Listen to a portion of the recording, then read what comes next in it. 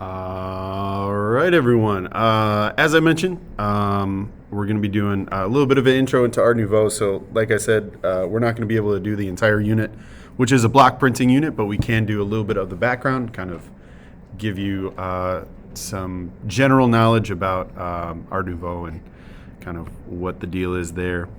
And then we'll do a little bit of planning, and that'll be it. So, very short unit, a 1 week unit, Art Nouveau. It's a lot to cover, and I'm going to try to get through it. But I will be leaving some stuff out just because it's a short time. Hopefully you have your note catcher. It's the assignment that I posted. So just keep in mind that there are some things that you're going to have to fill out on that assignment and then turn it in at the end of the period. So here we go. Art Nouveau, literally, it's a translation. So it's French. I don't know if you could tell that. But it means new art, right? So you have just this idea that there's been kind of a lot of art that is very stagnant and old. So at this point in time, you're talking about like oil paintings that are, things that you find in like the Louvre or like in a museum now. I guess this would still be in a museum as well. But you like think of just like Greek or Roman statues, right? Stuff that's, been around for hundreds, if not thousands of years. So this is new, especially in that context. I know it doesn't look super new right now, but it does have like a little bit of kind of interesting things about it. So some things to think about that are kind of new at this time period. A lot of bright colors, so we're not looking at like boring drab night scenes with a lot of like brown and dark colors. You have some very vibrant colors going on as well. We're still using kind of the same subjects, right? So you still see a lot of like ladies, right? Because a lot of old artwork is based on just like females, right? So you still have that, but it's done in a slightly different way. So you have kind of this graphic style, I guess. So like a lot of things are a little bit different in Art Nouveau. You also have a lot of references to factories. You have a comparison of factories versus nature. So you can see at the bottom, there's like a city layout plan. So kind of referencing the Industrial Revolution. So increasing the amount of global production of a lot of things, the rise of cities, right? The birth of Chicago. This all happened kind of in the same period. What we now recognize as like city life and just how we live in general is kind of characterized in here. But because people are spending a lot of time in cities during this time period, right at like 1890 to 1900s, there's a sudden pushback and like a longing or a want for people to be back in nature. So like camping or like going to like the mountains or being somewhere that there isn't a bunch of like pollution and a bunch of crime and like things like that. So you have kind of this comparison of factories versus nature in this as well. There's also use of negative space, right? So you have parts of this piece that are not being painted. So if you think of like the Mona Lisa or like even Impressionism, Van Gogh, which is not a great example, all of the canvas in a traditional painting is covered with paint, right? So you don't leave any place white, which you can see in this example of Art Nouveau piece. There is negative space. So this is kind of the first time that you see that. Also, not sure if you realize, but this is a beer ad. So this is an ad and not just a like, I don't know, piece of art for art's sake. This is a poster from like 1980. Sorry, nope, that's wrong. 1880. 1890 to sell a product, and the product is beer. So that's also something new. You also see kind of the birth of new typefaces or fonts. So you can see the stylized lettering up there as well. So just a lot of new things are happening at this point in time, and they're all kind of characterized by this piece. This is like the number one piece to like show. I like putting it at the beginning because it kind of has all those references to it. But when you're talking about Art Nouveau specifically, you're looking at something that is super decorative, right? So there's a lot going on in this poster. There's there's text. There's two different women in two different styles, right? There's like an image of a city, a production facility, presumably for the beer. You have like a bunch of different stuff going on in here. So it's very busy. It's decorative. It's also organic. We have those references in the back of like, I don't know if she's in like a cornfield or like an estate, something in the forest, right? And then you also have these kind of whiplash curves going on down here. So this is very characteristic of the Art Nouveau movement. It also usually, when you see hair, it's like kind of crazy. So this might not be hair actually, because I think she has dark hair perhaps. But these kind of extensive, must be hair. I don't know. But it also kind of looks like it's underwater, but it's not literally what hair looks like, right? It has a stylized version to it. You even see those whiplash curves coming around in some of the negative space as well. You can also see it in the text also. So these very organic kind of curves over here. So this is like a quintessential Art Nouveau piece. There's a bunch of different examples of that, but I wanted to show this first so you can kind of see the different like layers of Art Nouveau. So as I said, we're focusing on, at least artistically, it is very decorative, so it's not simple and stark. It's got a bunch of things going on, right? It's very busy. It's decorative. It's also organic, so organic versus geometric. I would say that this background that I have on the slides presentation is more geometric than it is organic. You have regular circles, you have straight lines, right, and like normal curves. Organic would be very free-flowing, very based on nature, right? No straight lines, no hard edges, no normal curves, right? So Art Nouveau is more organic than it is geometric. Also those whiplash curves that we talked about in the hair and also in the letters. So these are three artistic characteristics of Art Nouveau.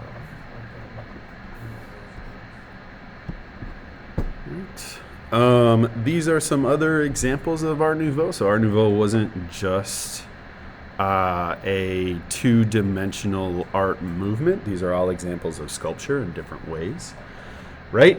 So we have Emile Gaillet is the name of the artist, but we have a bunch of different examples on here, right? So we have a chair, right? A crazy-looking chair that might go in, someone's house. We have bathroom tiles, right? We have accent tiles. While this is actually those are examples of our. I always forget the word. So much fun. Where is it? I'm getting it. Hold on. Oh.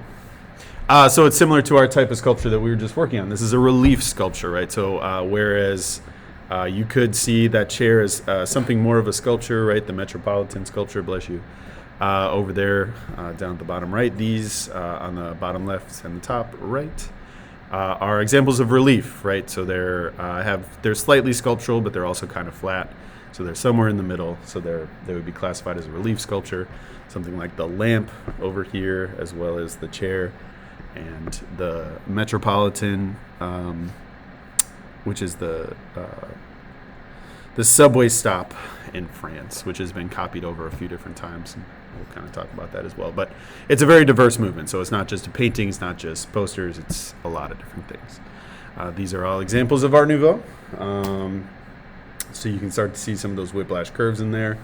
Again, very decorative. You have a lot of stuff going on. You can see the negative space in the back with the interior design. Right. So again, with Art Nouveau, it covers all the bases, right? It's not just a singular movement. It's kind of a movement that encompasses almost every aspect of life. And it's closely tied with the Industrial Revolution. So as you can see, there's a lot of like wild things happening, especially with this banister. So you have new production processes that kind of lend itself to creating these insane curves, and you can actually produce them pretty cheaply because of the Industrial Revolution. So technology is getting better. The way that you bend and manipulate metal is changing. The way that you create images is changing. Like printing presses, block prints, which is why we would be doing that. It's all kind of changing. It's all kind of going wild. And it's kind of mirrored in this idea of Art Nouveau. More examples.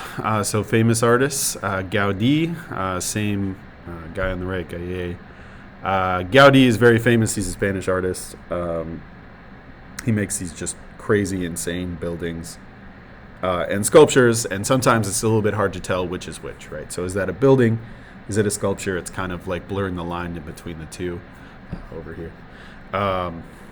And just as you can see, the materials, like he's working with concrete, which is kind of like a new thing at this point, or at least it's getting cheaper to manufacture and use because of the Industrial Revolution. So there's new techniques in producing all these materials so that you see it's more widely spread. Artists can get their hands on these tools and techniques. So the increase in technology, the uptake in technology is directly affecting the art as well and the design of the period.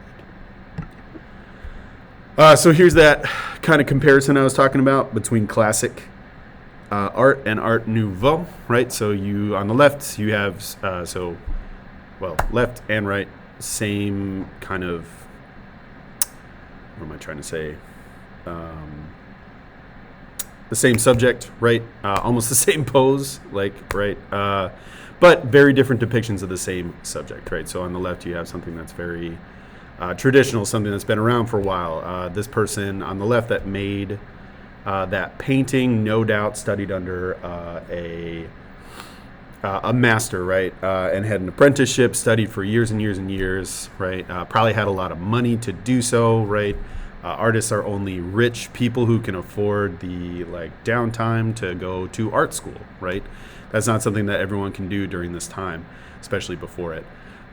Whereas on the right, while this person has undeniable skill, it's from a new school, right? It's kind of like the rogue artists or like the street artists of 1890, which is a weird way to put it. What do I have here?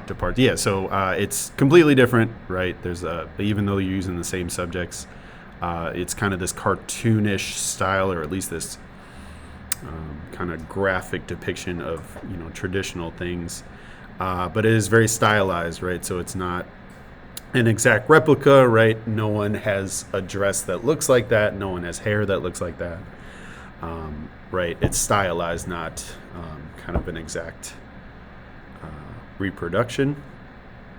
And also, it's always meant to be new. So it's in the name Art Nouveau, new art. It's always supposed to be developing. It's always supposed to be changing. And that's kind of how the movement goes. So yeah, there you go. Just a little comparison between two different styles. Just more kind of examples. So kind of branching out into different materials.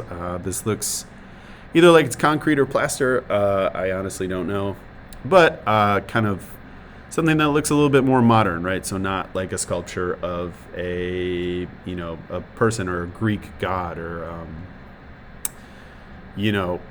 columns, like I'm thinking of just like Greek or Roman columns. It's not that people are producing anymore. It's something with a little bit more flair and a little bit more excitement, a little bit more pizzazz, I would say. You also have public works, right? So you're the Metropolitan subway entrance, right? Even just something as mundane as stairs going down into the subway can be decorated, can be changed, can be updated to be beautiful, right? To be new. And even someone's front door, right? An example on the right. So this is just the new trend, I guess, in this time period. It's just kind of interesting because, you know, art had been very similar for a very long time, like hundreds, if not thousands of years. But now it's kind of changing, right? It's doing something new. It's Art Nouveau. It's new art. It's also a global thing. It happens almost simultaneously around the world, which is on the next slide. There you go. So you have Art Nouveau happening in Paris, Brussels, Barcelona, Glasgow, Vienna, Munich, Turin, New York, and Chicago, kind of all at the same time, or at least around the same time period. And this is possible because of technology. So we have, telephones coming around. We have telegraphs coming around. We can deliver letters, deliver magazines, deliver posters easier because of steam engines, right? There's a lot of, and combustion engines actually would be during this time as well. So just a lot going on, a lot of uptake, a lot of increase in technology, which allows for this art to happen. As I mentioned, it's diverse. It's not just a poster. It's not just a painting. It's interior design, jewelry, sculptures, public works, right? It's a lot of different things. That is also made possible by the shift in economy and social change. So you have things becoming less expensive, and you have a growing middle class. So you don't just have like people who are crazy rich, like monarchs, kings, queens, things like that.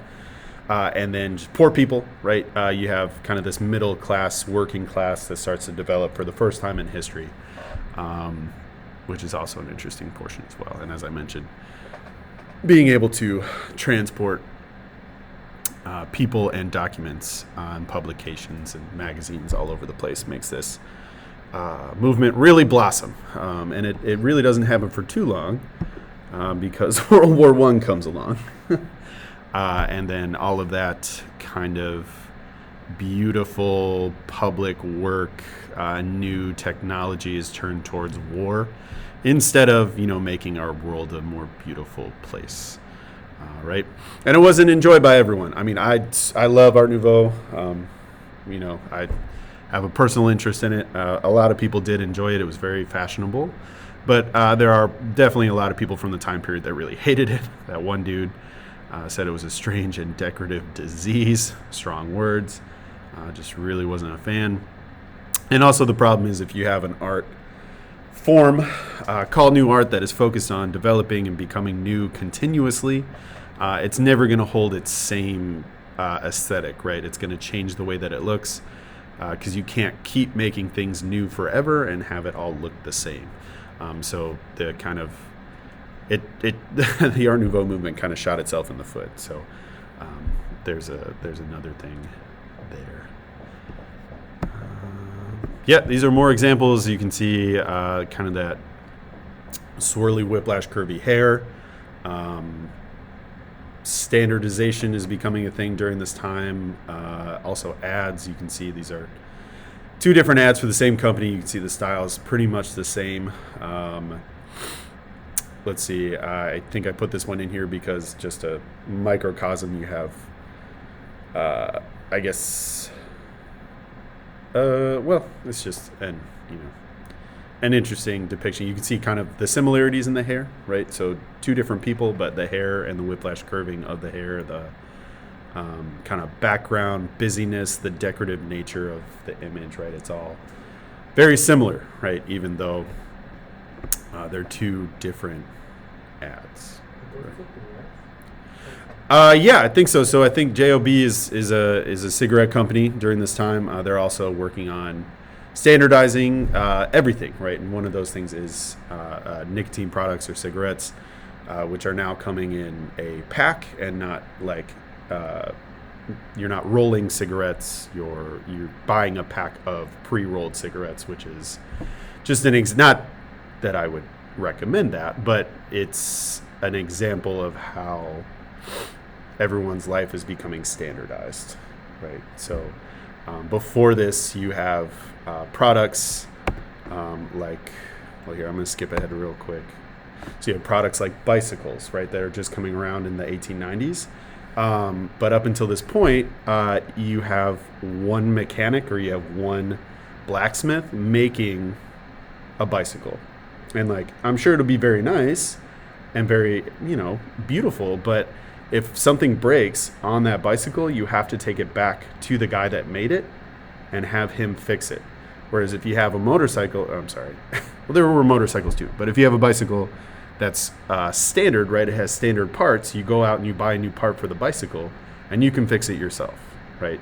So when you think about, when you're driving your car and it breaks down, what do? You go to a shop and you get it fixed, right? You don't go back to, like, if you have a Toyota, you don't go back to Japan and you're like, hey, I need you to fix this for me, right? They have standard parts that they can swap out and still make that car run, right? Which is new to this time period, if that makes sense. I think these are more just arts for art's sake. These are supposed to represent all the different seasons. It's by Alphonse Mucha, so you got winter, spring, fall, and summer. Again, just using that kind of design. Let's see, what else do we have here? More bicycles. Bicycles, very popular. But also kind of that underwater hair look that has the whiplash curves. Also more ads, right? So these are just kind of examples. But again, color and standardized parts are the name of the game at this point. More examples, stylized, right? Kind of exciting things like that. Also, great wave, personal fan. So this is a print that came out of Japan around the same time as the other pieces that I just showed you. So with pieces like this, you also have pieces that look like this. This is a wood block print. It was about 5,000 originally made until the wood block eventually just kind of disintegrated and they couldn't really make it anymore. They couldn't make any more prints because the wood block just disintegrated. But it's, this is made in Japan. And during this time in Japan's history, they're very closed to the world. They're not really trading with anyone. But even with that, you still have like an increase in this technology. You still have, countries that are kind of cut off from the rest of the world still creating pieces that are considered in the Art Nouveau style as well. Let's see. Okay, so more advertising, right? And you're starting to see this kind of whimsical nature still, but you're starting to see more. It's not as decorative, right? It's got a black background. It doesn't have like a million different things going on in the background. It's more stark, and this is where you kind of start to see Art Deco following up instead of Art Nouveau, which has similar tendencies but a little bit different as well. So yeah, again, more simple designs. So this is heading towards like the war, like World War I, or even after. This is what you start getting after Art Nouveau, which you can kind of compare that to, things that are super decorative, super organic, right? Now you have things that are a little bit less complex, right? The text is not quite as flowery. It's more readable, right? It's not as artistic, I would say. Just a different design. These are all jewelry examples from Art Nouveau. You have Tiffany coming out from this time period, which of course is still in business.